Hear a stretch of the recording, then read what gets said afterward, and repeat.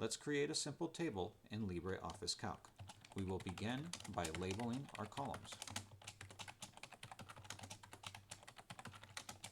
We will add some data to the table.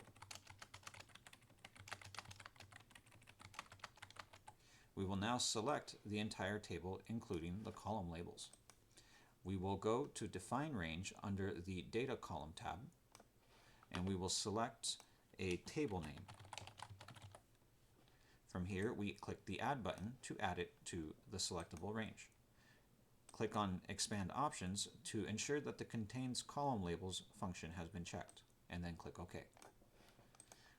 From here, we can select the table by clicking on the Select Range function and clicking on Test Table, and then clicking on OK. This selects the table. From here, we can click on the Format tab and go down to Auto Format Styles and scroll down to click on the Simple Grid Columns format and then click OK. This adds the style to the table. We have now created a simple table.